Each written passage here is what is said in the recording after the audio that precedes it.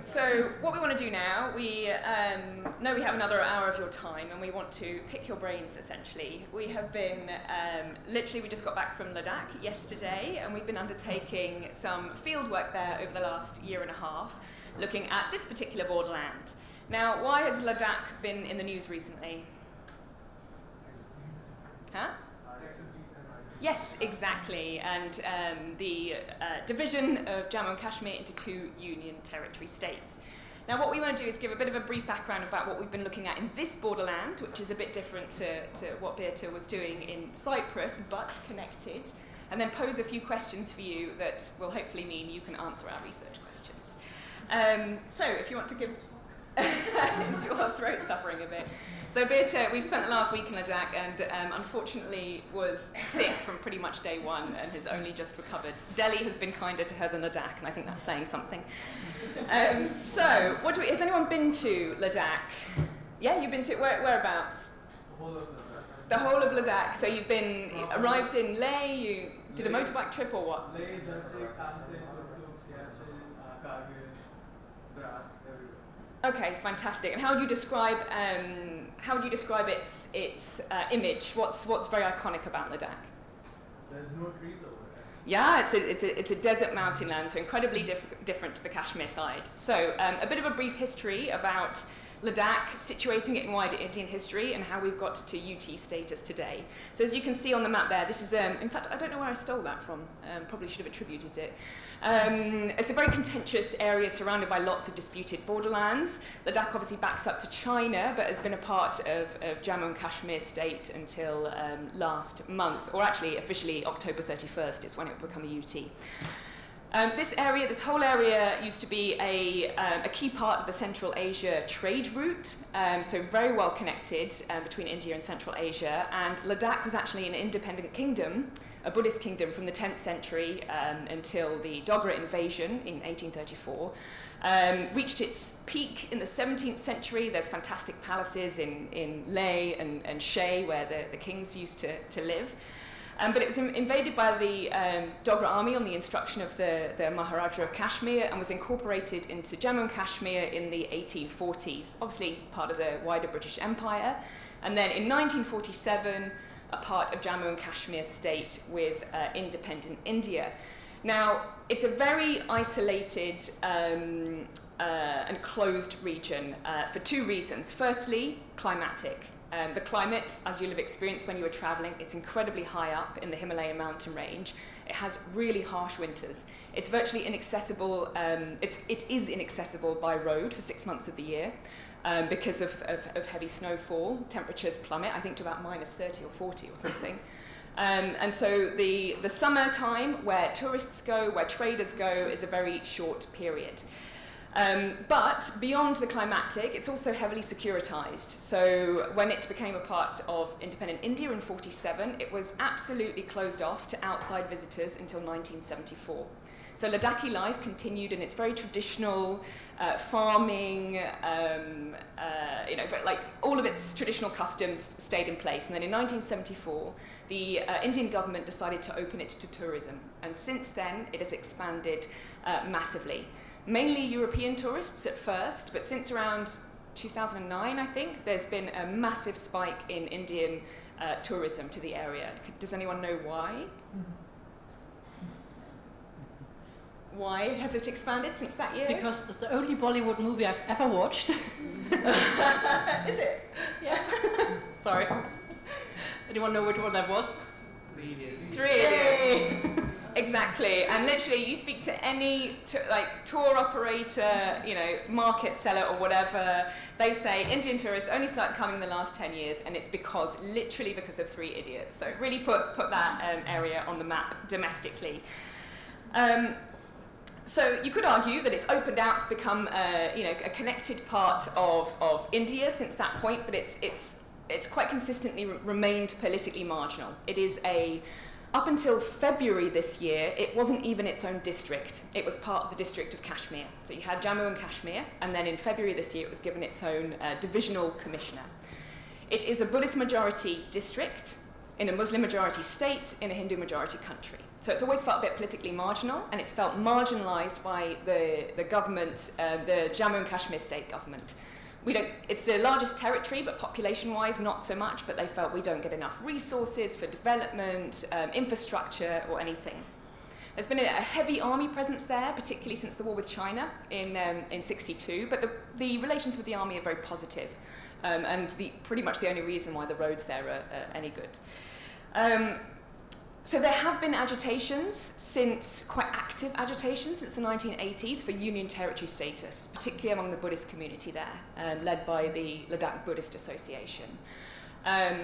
But it is not has not been a uniform request throughout the district. Does anyone know, I don't know how to pose this question actually, I was going to say why. What communities would...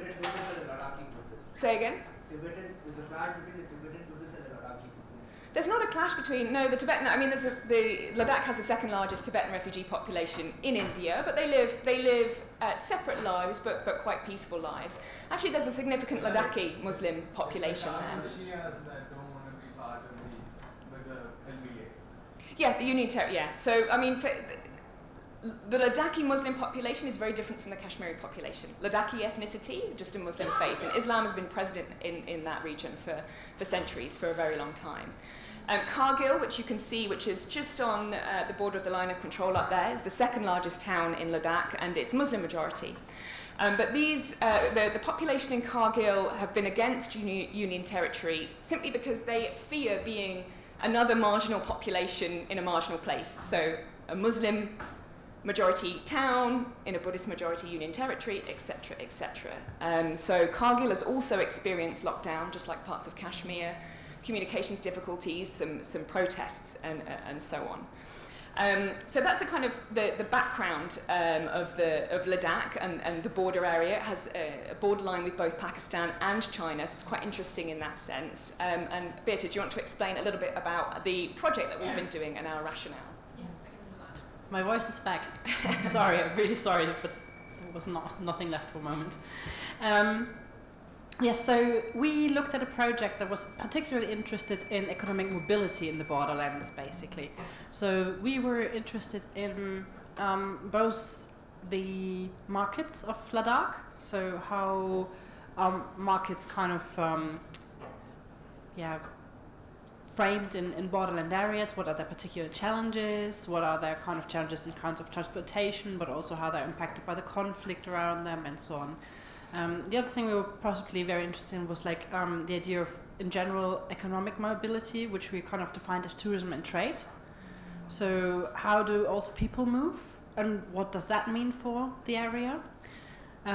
We looked at both Leh and Kargil.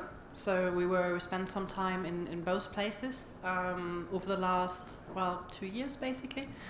And the other research questions we kind of had was so how are these borderlands governed through tourism and trade, and through allowing tourism and trade, but also to restricting that? Because there are a lot of firm borders, like the security borders, but there's also a lot of social borders, there's kind of constructed borders. Sometimes there are different layers of borders on top of each other. So you have a mountain range as a physical border, where that can be mitigated by either army activity or by riding a road over it, and so on. So we looked at how those borders were reinforced, but also making permeable by certain government regulations. So that was a general outline of our project, and so now we just have a couple of questions for you, just to get your thoughts, because we are literally in the writing phase now. We spent time in Leh and Kargil last year. Unfortunately, because of what's happening at the moment, we weren't able to go back to Kargil this week, but we were able to spend more time in Leh, and these are some of the things that we were looking at. So just building on from Birte's talk about Cyprus and our general discussion, there are many things that contribute to the sense, to the experience, and to the governance of borders, whether that's a physical border and the construction of a line separating two communities, whether that's regulations over mobility and so on. We were interested in tourism trade, so what do you think? How might the governance of borders be done through the control of trade? How might people feel like this is a borderland through the way trade is organised? And the same question for tourism. A lot of the literature around tourism said if an area has tourism, it must be peaceful, because no government would allow domestic visitors and foreign visitors to come if it was unsafe. Is that true? Are there different ways of questioning that and challenging that perception? So happy to hear your thoughts. Yeah. And also again from like this sort of peace conflict studies kind of background that I'm coming from, like theories about both tourism and trade also are always highlighted as peace bringers, basically. So both trade and tourism bring the integration of communities, bring cosmopolitanism, bring kind of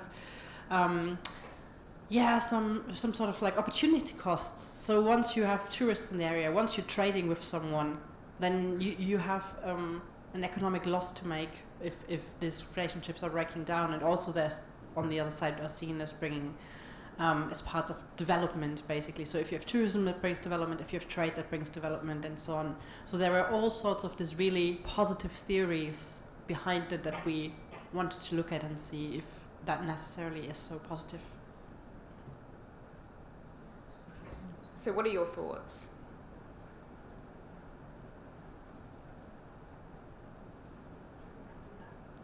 Yeah?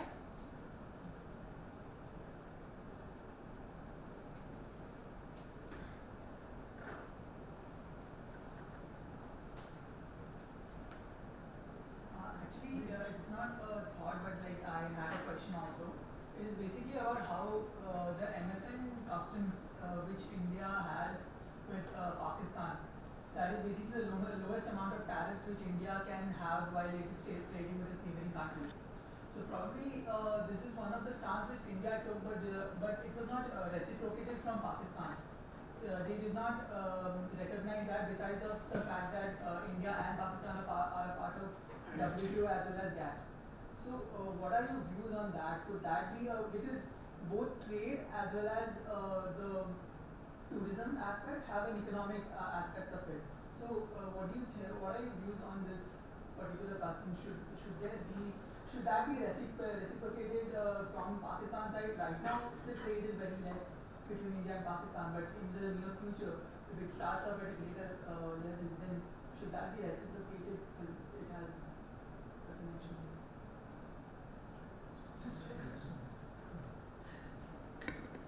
Okay, so I have to say I'm not 100% familiar with the different kind of tariffs that are India and Pakistan are placing on each other's products, and I mean, what we looked into was a line of control trade, partly, but this is barter trade, so there's on both sides there's no taxes whatsoever. It's just a barter trade, and that is open at various points along the line of control, but nowhere in Ladakh. So all the trading points are in the Jammu kind of line of control. And this is one of the things we found was interesting, because especially people from Kargil demanded that. I mean, the line of control trade, because they have the mountain range, they get no products from the Indian side unless the army brings them in via plane, while they have the road to Skadu, which is a kilometer away from Kargil, but it's closed and they can't trade. So for the population, that feels like a very heavy kind of border that kind of restricts their livelihood, and that kind of creates a actually humanitarian kind of situation during the winter months, where people don't have access to fresh food, fresh vegetables, and so on, to medication, to hospitals, and so on. And again, they have a lot of families that are kind of cut in half along the line of control, so they thought they really wanted that open. So when it comes to general trade integration, and I don't speak so much about the India-Pakistan kind of tariffs as in particular as a theory of like free trade, then usually the idea is that if you have free trade, that you have very low tariffs, and then you create this kind of economic integration, and you create that kind of mutual sort of the interdependence. So from a peace building perspective, it's usually seen as something positive. But I think in the last months it was that both sides were just raising the tariffs by, I don't know, 250% on every product every other day. So I think the trade around the India and Pakistan in general is very minimal at the moment. Another question. So just like you mentioned about those border area regions where people people are more convenient to trading through the borders rather than going back to the markets inside the country. So we were studying about this in our last class also, and like, what are your suggestions on whether people should, rather than opting for illegal or unofficial trade through the border, should go for the markets through which are inside the country? So how can the people benefit rather than just waiting for the army to fly in resources to those regions? So how should they be a part of the central country rather than opting for illegal trade through the border? Yeah. I think one of the things that we saw there is that they don't have much of an option. So the mountain range is huge. We're on 3,500 meters, snowfall comes in, there's no car going for 8 months, but you need food, right? So people obviously pick a lot of things, and there's like local vegetables that are buying or like growing in the winter, but people are suffering. So I mean, one of the things that the government is trying to do is big infrastructure programs, building tunnels and roads and so on, that could work. But these are projects under construction, so they're at the moment not feasible for the local population to use. And I think people in Kargil, and that was one of the things that they talked a lot about, they do have an airport that hasn't been reopened by the government yet, and it's been a promise that has been given for a very long time as well, that the government will think about it, but they're still thinking. So the idea of like, do people have a choice to reintegrate with the national market? They don't really. Like from the borders that they have around them, which are not only the physical ones, but also the natural ones of snow and mountains and rivers. I don't think they have much of a choice on that. So, question? No, I wanted to answer the question. Excellent, please. So I don't think the border area is going to be open to the international actors over here. But so if you look at historically, the government in Jammu and Kashmir ruling is always of Kashmiri identity. The only way to go by a road into Ladakh is through the Zojila Pass, which goes through Kashmir. Now that they are a union territory and they have more control of their borders, they're probably going to want to open more from the lower districts of Doda, Kashmir and Jammu to have an alternative route going into Ladakh. That way you don't rely on just the one road that connects you to the other part of the border. So that is one aspect if you look into, like how the previous governments have only focused on just maintaining one road and not opened it up to the other districts that border the Ladakh district. And control of mobility is a massive way of governing a borderland, but also marking it out as peripheral, identifying it as peripheral. Because the Zojila Pass is so small, you can't have big trucks on it. So the only way to open that up would be you create a new. There's the Manali-Leh highway as well, and they're expanding the infrastructure, the airport infrastructure as well, to increase the number of flights that go in, particularly. Yeah. The only problem with that is no other Jammu and Kashmir district except for Ladakh have access to that highway, because it goes straight into Ladakh. It's both. So one study is Border Roads Organization. Very interesting. BRO. This is operating extensively across only any border road right up till Myanmar border. They have a huge scale of work, and they do in some cases when there's if the strategic objectives are aligned with what the national, if it's framed, if there's enough pressure on, then they perform a lot under pressure. In the sense that that's how our system works. So depending on the prioritization, because even as I think mentioned some of the presentations below, which is quite true about the China border and across Nepal and across Arunachal and other places, there is an intentional strategy not to develop infrastructure and not prioritize it so that the Chinese don't have access to a lot of the networks. It's a still delay tactic strategically, which changed in the last 3 years.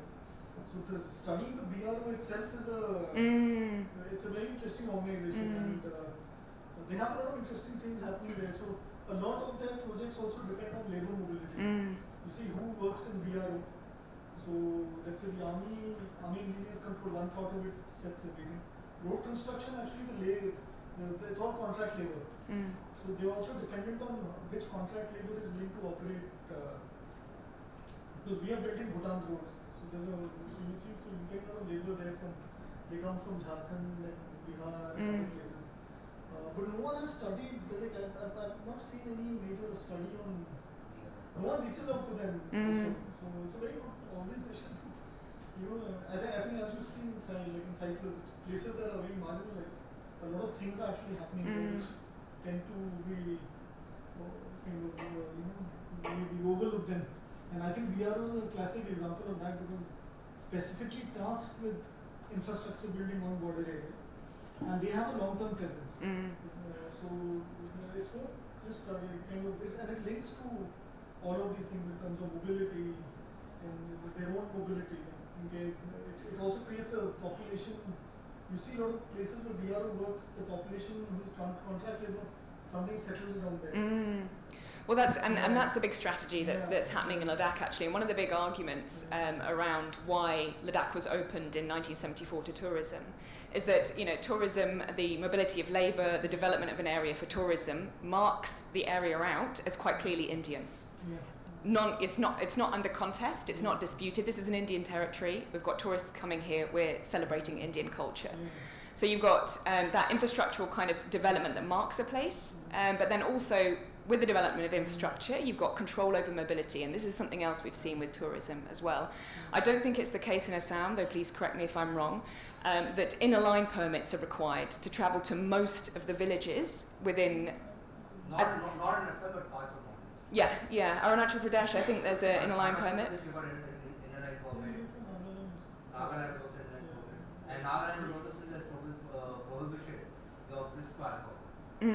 So this is heavily in operation in Ladakh, and what's this? And one of the questions we posed was about what creates a sense of borders as well as physical borders, and actually the bureaucracy and the administration around inner line permit reminds tourists, visitors, and people that live there that this is a border zone, that this is a zone of peripheralness. So when we arrive as foreigners, it's always been standard practice. We have to fill in a form at the outset that details everything: our passports, our visa, our address from Delhi, our home address, our address in Ladakh. Then when we get to the hotel, we have to fill in exactly the same form again. We have to fill it in when we depart the area.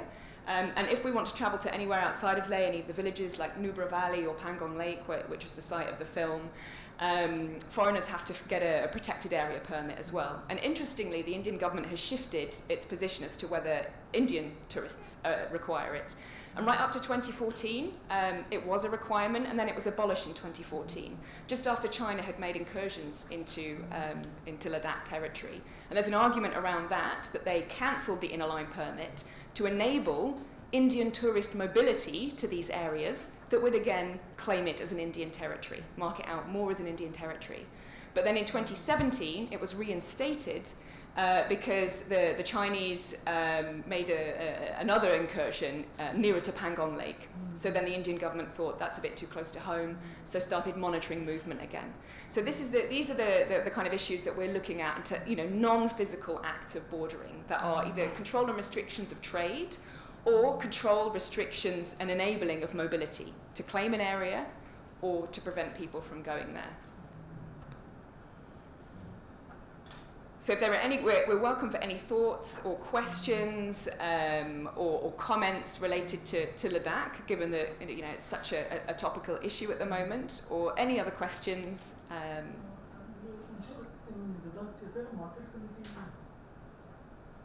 They'll have a market committee in the and I'm not going to Leh, but is there a market committee? Training associations?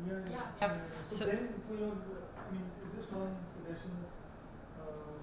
To overcome in terms of testing this as a long-term question, the market committees play a key market. So you will see this even in Sikkim and any of these areas that are like this. But the market committees are the trading associations are the best people with the best ethnographic knowledge. They know exactly how things officially work, how things unofficially work, and how unofficially things work. All the 3 layers. So they have, I think, because as a really in the questions that you were putting in, because they're really quite interesting. Yeah, basically. So we interviewed almost all associations in Leh and Kargil, and they just again this week. Or they, What is the truth? There's layers of truth. Obviously, there's a lot of like, they say how formal organization works, but they also talk a bit about how informal. They talked a lot about the problems of mobility and what mobility or lack of mobility means for them to trade, and also obviously the challenges that they're facing now when kind of everyone can possibly own territory in Ladakh, and what that would mean for like their very small businesses and so on. So yeah, they're a very interesting source. And the interesting thing in the Leh context is that it's an incredibly concentrated area with a diversity of markets operating that can be broadly differentiated by identity. So, you know, the kind of Pashmina main market association, what's the name of that market association? Kashmiri Arts Dealer Association. It's mainly Kashmiri. You've got the local markets being predominantly Ladakhi. You've got tourist trinket markets being run by Tibetan refugees. And we even discovered on the last few days that, you know, the slogan T-shirts that are often sold in tourist areas in Leh, that's primarily run by Tibetan Muslims who have Indian citizenship and are from Srinagar. And these markets you can divide by ethnicity and identity quite distinctly. And that's another interesting kind of border dynamic that's going on in a very small space. This is something they will be studying as part of the internship as well. It's a small group which they will be able to observe markets. It's very interesting. So it was quite interesting because one of our first research questions when we started out was in how far the market is a place for peace building, so in how far markets bring people together, and you know, people would buy from different ethnic groups and trade together. And we designed a really nice survey around this and all of the rest. But then we found exactly that the market is so divided by groups that, I mean, there is no question if you would go to, I don't know, a certain ethnic group to buy something, because if you want this product, you have to go there. So our original question and how far people would make choices based on that was actually gone, which was interesting and is possibly different in other market areas. With regard to what Professor Samrat said about the infrastructure not being developed so much so as to prevent a network that a possible Chinese incursion could harness. And with regard to what yourself just spoke about, with regard to the markets there, with regard to the tourist, in 2017 it being rolled back, the permit for Indian tourists to visit certain areas. So this makes me think about the whole security aspect of maybe keeping the territory as a buffer zone of sorts between the Chinese state and the Indian state, and actually curbing trade to a certain extent in order to prevent like a network of people who could stir up mischief, in a manner of speaking. Well, the interesting, I think the term buffer zone is really interesting, and actually one of my questions that I wanted to ask you earlier was around the language in Cyprus. Why is it a buffer zone, not a borderline, not a demilitarized zone or whatever, you know, what does language mean? But thinking about buffer, I think the mountains, for one, are a very physical buffer that's useful in that sense and enables infrastructural development in Ladakh as a border area in ways that perhaps, you know, other border areas won't experience so much. But one of the interesting, obviously we were there in the midst of discussions around Union Territory status and what it means for Ladakh. And by and large, you know, and it's wrong to generalize, but I'm going to do it anyway. The Buddhist community they've said we're happy but confused because there's no sense of what it means for them in terms of governance. You know, Ladakh does not have a legislature, it won't have as much decision-making power as it might have done. So there's lots of we were there in the midst of it, and we attended a conference where there were some presentations on what it means, and one of them was about geostrategic interests. What is the Indian government's geostrategic interests in the area? And what came out of that particular presentation that Birte noted afterwards was that The government is essentially splitting, because before it was one long line of control to line of actual control. And there are increased interactions between China and Pakistan and a fear that they might gang up together on India. By splitting these two into two union territories, Modi has essentially divided the conflict in two and can manage, divided that border conflict between Pakistan and China in two and can manage them separately. And in Ladakh, that might involve strengthening, expanding infrastructure, strengthening road connectivity and army deployment capability in the area. In Kashmir, it will involve an entirely different strategy. But part of the reason, or part of the rationale that is feared or wondered about, pondered behind this decision is to deal with these two different dynamics differently and create different buffers, to suit the nature of the conflict from the government's perspective. Because if you look at the map now, China is only bordering now more or less the Ladakhi side of the Union territory, and Pakistan, well, the Kashmir conflict is then moved to the other side. So China is not bordering the Jammu and Kashmir conflict anymore. So there's something in that potentially which creates a buffer, or at least also disconnects two enemies who could join with the kind of one belt, one road kind of initiative and so on, and maybe not fight in the same conflict anymore. Just a quick question. In terms of infrastructural development and all that is happening in Ladakh, what role do NGOs or non-state actors play as such? Currently, what role are they playing? A very, very limited role. The ability of civil society to operate in Ladakh is actually incredibly limited, and we saw this it's the BRO, the Border Road Organisation, that develops roads, and this local academic that was talking about geostrategic interest was talking about the expansion of new roads, and I asked the question, what will that do for the ordinary Ladakhi people? And he said nothing. It's not for Ladakhis. It's for the army. It's to enable the mobility of troops in the area. NGOs are really restricted. I looked at civil society in the context of 2010. There was a major flood there, a disaster that killed over 200 people. International NGOs and domestic NGOs had difficulty. In fact, it was nigh on impossible for them to reach the area. Only local NGOs were able to respond, and they are very... Is undercapacitated a word? Yes, it is a word. Undercapacitated, so that there's very little role for NGOs to contribute to those kind of governance discussions. So just to supplement, I think it's very interesting that when you talked about the paper, how do you define civil society? So one thing interesting you might find in BRO's operations is which network has allowed BRO. So BRO might want to build something, but a lot of it is contract based. So you have the army engineers who give the technical specifications and will be checking the rough construction is not done by the government per se.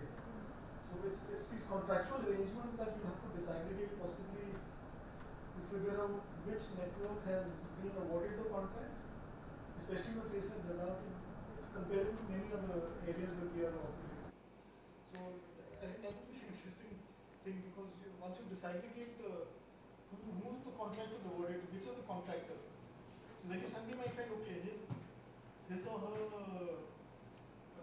clan or whatever family relationship with whichever civil society or which ethnic organization, that all of those things. But it's very difficult, methodologically. Yeah. But it's a very interesting question. I think the civil society, it's how you define. NGOs might not. But if you expand the horizon of civil society as you had suggested, then it seems to be quite an interesting question. I think in particular when you think about Ladakh, so trading associations in my previous paper I would possibly not have classified as civil society organizations.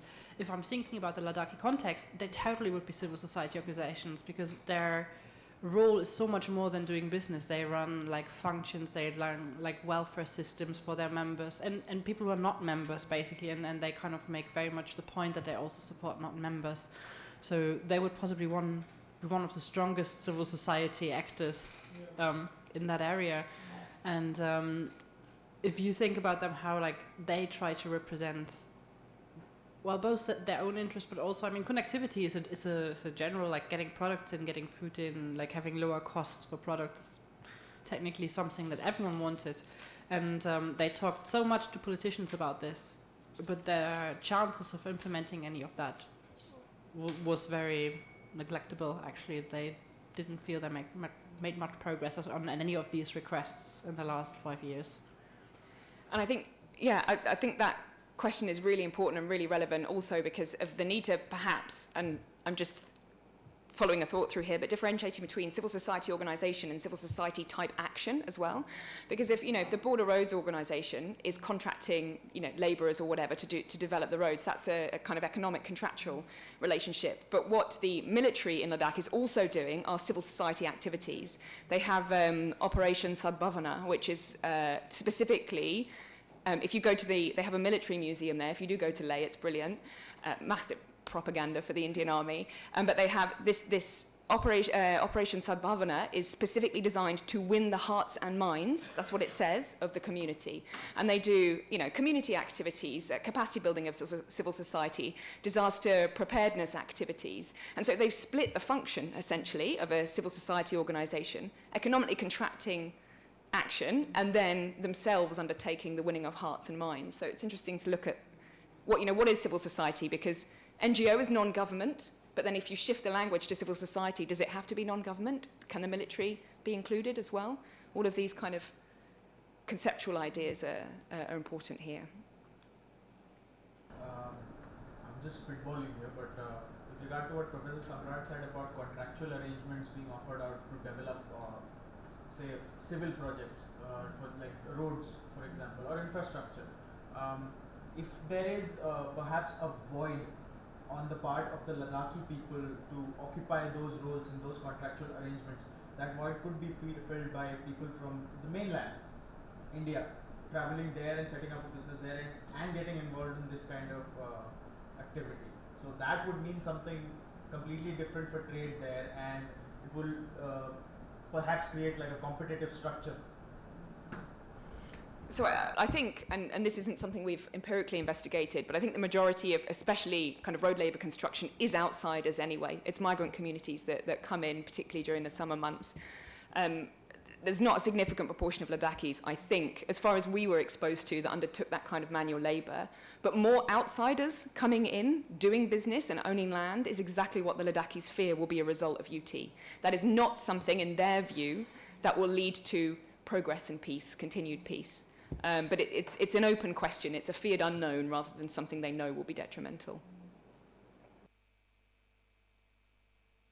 So I have a couple of questions.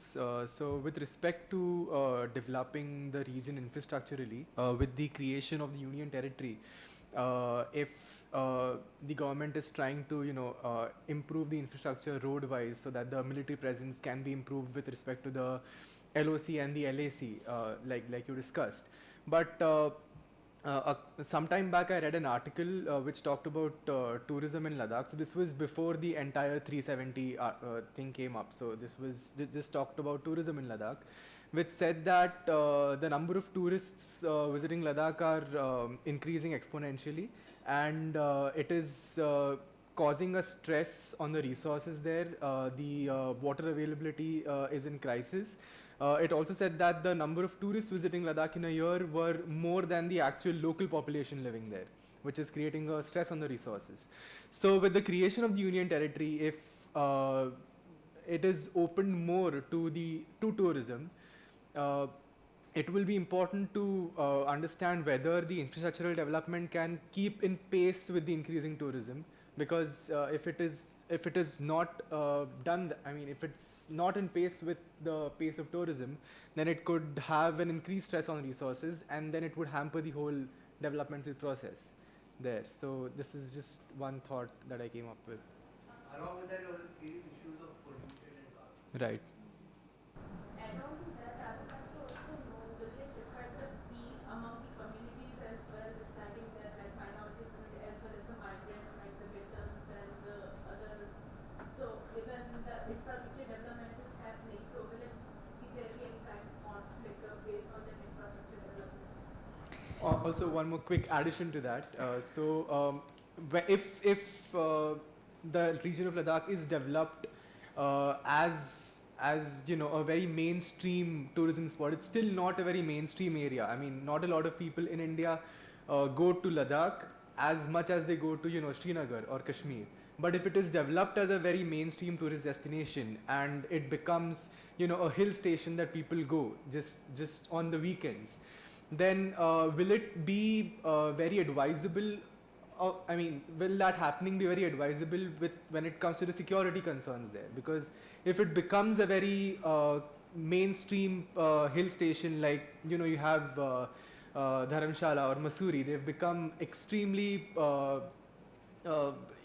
commercialized hill stations now. If Ladakh turns into something like that, will it have security implications since it's a very sensitive border area? So, just adding to what he said, I could draw like an interesting parallel for like with the Gorkhaland movement in Darjeeling in West Bengal, essentially.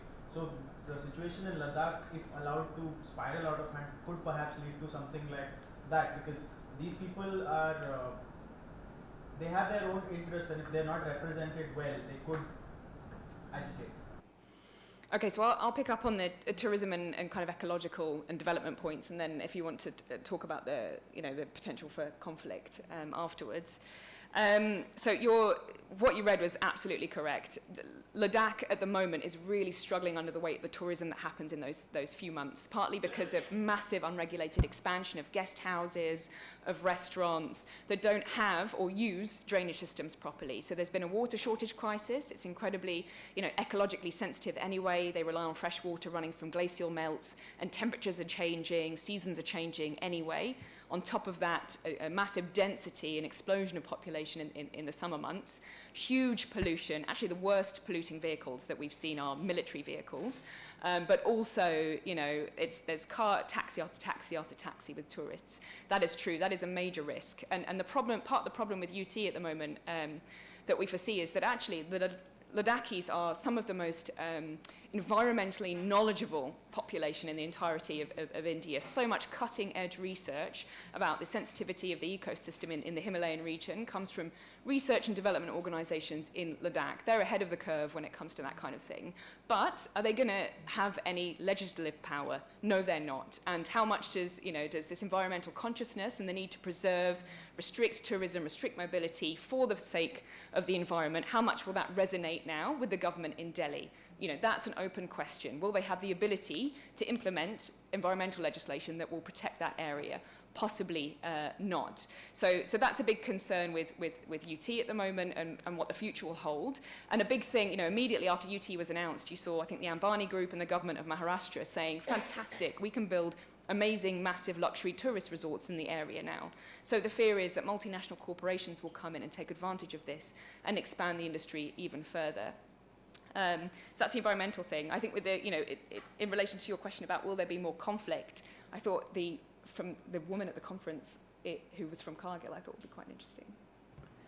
Yeah, that's a good one. But just to add to your points, one of the associations just told me, our newest tourist attraction, what you have to see is over there. It's just like hills and mountains made of rubbish because we can't cope anymore. I found that was like just undermining the point, or that, yeah, I think they shouldn't have more rapid expansion if they want to keep to that. But that also means something about conflict, so there's different interests. Obviously there's a tourism industry and there's the traders who need the tourists. And while the water wasn't so bad this year, tourism was. So people are suffering on an economic level at the moment. So people said with the elections, with like Jet Airways going bust, who had like a lot of direct flights into Leh, and then the different kind of phases this year of the Jammu and Kashmir conflict, and then the announcement of Union Territory.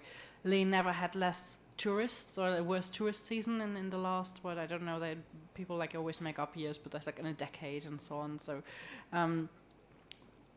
that creates other kind of livelihood problems for people as well, because tourism still is the only kind of big livelihood project that's going on there at the moment. So new conflicts in terms of Union Territory status. Yeah, so there is a potential for conflict. So we witnessed something at a conference where, yes, the speaker from Leh was like very positive about it. I mean, as he said, happily confused, because quite literally you ask anyone to like yeah, it sounds great. We wanted union territory status, but actually we don't know what it means, what we can do, what kind of representation we will have. People always felt that they were kind of cramped in with the Kashmiri kind of fraction, for which they possibly didn't have much connection otherwise. So they always felt whenever there was a budget or whatever, Kashmiris took the first thing first and then gave a tiny bit to kind of the Ladakh district. So that created frictions between these two divisions.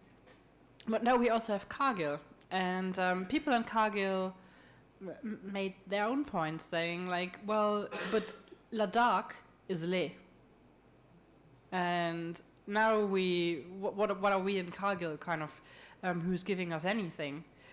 Because they think like if there would be a government, it would be in Leh.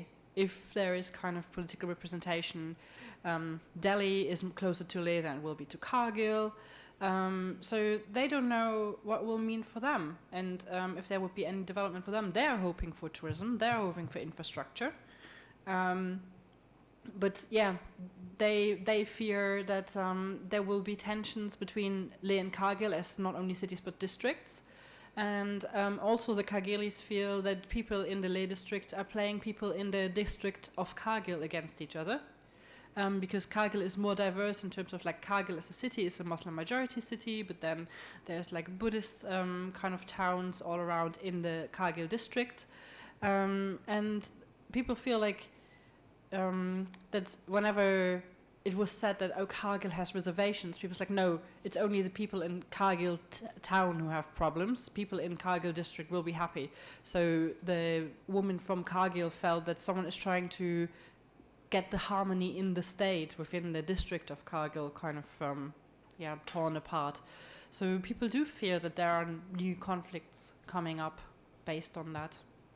Infrastructural development, especially tourist infrastructural development, will continue to be uneven between those two districts, because a huge draw for tourism is Buddhist culture, and Leh is the center of that, and then the spokes to the villages go out of that. Kargil cannot offer the same kind of tourism. It's trying to offer different types, but because of that, you're seeing uneven development where Kargil is feeling economically marginalized as well, which could contribute to exacerbated tension within this new UT. Comment and a question. So when you were talking about how expansion of tourism could impact Ladakh, I think another important aspect would be deterioration of Ladakhi culture itself, right? So as tourism comes in, people would prefer having, a continental breakfast versus a traditional Ladakhi breakfast, because that's just something they're familiar with and comfortable with. So that's another impact that it could have. And in terms of question, I wanted to know how does the securitized nature of the region impact how trade happens? You talked about trade across the LOC as well, so I was very curious about that. Can we take your question as well? Yeah, that's okay. We'll take. What are the cultural connections between Say again. Cultural connections between the Buddhist majority Ladakh or Leh and the Aksai Chin area? Are there any options for trade? Because cultural connections, trade, is that possible, or is it physically impossible because of the mountain ranges? Or so that's actually kind of two related questions there, or three in total: deterioration of Ladakhi culture itself, and then about the reality of trade across border within wider Ladakh, or particularly the Aksai Chin. So do you want to talk about the border, and then I'll take the Ladakhi culture? So let's start with the line of control trade, because so just to say, there is no line of control trade in Ladakh at the moment, none. So it's something people would like. Again, people in Kargil would like, people in Leh wouldn't like that. People in Kargil obviously would like it because it's very close to them. It would kind of give them new economic opportunities.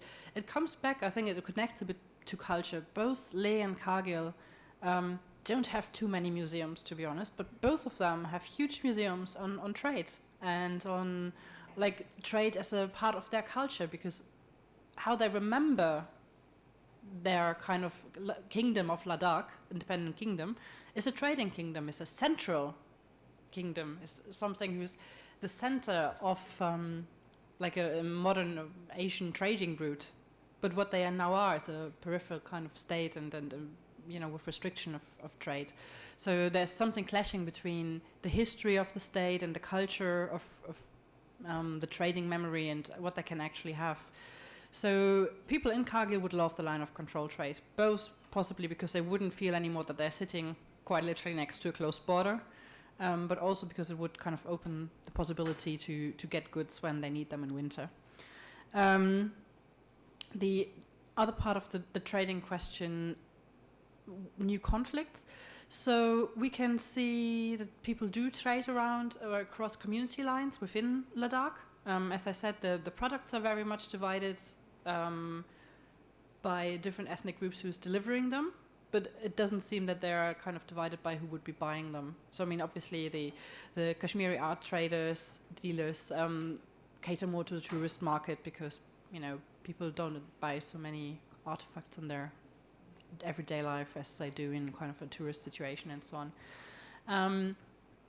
There are some stories about social boycotts between different groups. So in the Sanska area near Kargil, there's an ongoing boycott between Buddhist and Muslim groups who wouldn't buy something from each other because like a conflict that started in the village, which kind of now plays out along ethnic lines. But we haven't seen similar dynamics in the rest of the city necessarily. You asked a question about trade across the China border as well. Now, I think there was trade up until 2008, 2009 on the Chinese border, and now, like all of the markets, the cheap markets in Ladakh are flooded with Chinese goods, but because there's no cross-border trade anymore, they get them from Delhi. But I've heard anecdotally last year when I was there that soldiers trade cigarettes and I don't know, beer or whatever it is that they do when they're in the remote mountains, and have a kind of human to human interaction, but one that isn't reflective of their state positions. But that was just anecdotal that I heard from a friend there. Was there anything else on the China? No, I mean kind of the same idea as with the line of control trade. You're blocking it off to one side because you don't want that interaction. So when we talked about how you govern sort of through mobility, also emotions, and you don't want necessarily have the interactions between the Indian side and the Pakistani side, and between the Indian and the Chinese side, because you want to keep that border and this conflict kind of closed. There was a time when people could buy like once a month or something over the Chinese border, but I think that that is kind of cancelled now as well. So there was a month that was dedicated for traders to exchange goods as a peace building, but also economic livelihood measure. But that's something that we haven't looked at in detail. It's been more kind of anecdotal stuff that's come out. But just to respond briefly to your comment about the potential deterioration of Ladakhi culture, that's something else that the community are massively conscious of. And it's interesting because some of the discussion in the event that we were at was exploring the idea of whether actually tourism reinforces Ladakhi culture, because tourists want to come, so then Ladakhis do performances of their traditional goods and share their traditional food. So in some senses that can contribute to a preservation of it. But the big lament among all older Ladakhis is that our kids, because there's no good universities in Ladakh, they study in Delhi, they study in Bangalore or whatever, and they don't want to come back. And they settle elsewhere, they get jobs in whatever sector, and then eventually, their parents move, or they send money back for their parents to build and buy bigger houses. So there's a fear of degradation of Ladakhi culture, not really for tourism, but mainly for outward migration of the youth. And actually that presents a really interesting question around borders, because up until Ladakh has been a very closed society until the 70s and has still retained a lot of traditions. But once it integrates more into Indian culture, Indian way of life, types of food, clothes, dress, and so on, it becomes less of a visible peripheral zone. So does that have an effect on how much it feels like a border to those that visit? It's quite an interesting border question. The picture that the need that becomes clear to me personally is that there's a very strong need for the government in Delhi to look into the case and formulate a strong policy framework which has projections at least a decade into the future, and it's very necessary that this policy framework is informed by anthropocentric views, which puts all the stakeholders, takes all the stakeholders into consideration and brings all of the community's interests to the fore, while at the same time understanding the security aspects of the area, the geopolitical interests, whatever. And with regard to that, I'd like to thank both of you for the work that you've been doing, because I'm pretty sure whatever publication that you come out with will help any such policymaker. So thank you for that. They probably won't read it, but your comment is appreciated anyway. Yeah, and your point is exactly right. And this is the Indian government are making noises that they're doing that consultation at the moment. So while we were there, it was really difficult to get any leader of any kind of significant political association, because they are in consultation mode. So they have, according to themselves, gone out to the wider Ladakhi community and said, what are some of your demands relating to Union territory? And then they've also gone on a visit around the country to speak to governments in other political bodies in other Union territories, so Chandigarh and so on. So how are you ruled? What does it look like? How can we do this better? Now Ladakh will be slightly different to other Union territories because it has a hill council. So it'll be the first Union territory in India to have a hill council. But the hill council does not have lawmaking capabilities. So will that be enhanced? Who knows? But the main request from the Ladakhi community across the board is let us keep our land. Don't let people take our land. And can we get tribal status or some kind of Schedule 6 protection? Or I think it's something that they're asking for. The extent to which that's possible is debatable. The extent to which these consultations will be listened to is debatable. But on paper at least, and in process at least, they're happening at the moment. But it will be, as far as we understand, a UT from October 31st. So some moves have to be made quite quickly, because I'm sure corporations or whatever can move a lot faster than the community can for protection. And they, yeah. At least you get to say we told you so. This is regarding Cyprus. Can I ask? Yeah. As we all know, Greece is not in good shape economically in the past decade or so. At the same time, we also know that Turkey under type Erdogan leadership is becoming a little aggressive, and it is. I know it was always there, but still now it is in a different mode after him. Now, how has that impacted on the border dispute between Cyprus and Turkey? Yeah. So the Greek financial crisis didn't have so much implications on the conflict. I mean,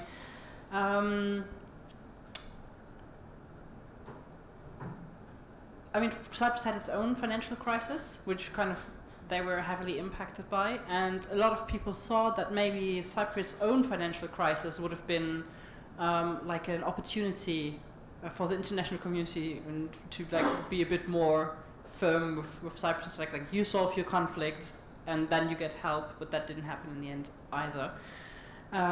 So the financial crisis was for a while seen as like some sort of an opportunity for change, which didn't play out, and then they found a lot of gas. Or like underwater gas. No, what should you call this? Yeah, whatever, gas fields, and the debate was like, in how far this again is like an economic kind of sort of opportunity for cooperation, but it never materialized into something either. So one of the things people say is like Cyprus never misses an opportunity to miss an opportunity. And so these opportunities that came up in the past were not the game changers that, political analysts quite often then hope that something would change something, but it didn't. May I add something? This is one of the most important reasons why Turkey would never give up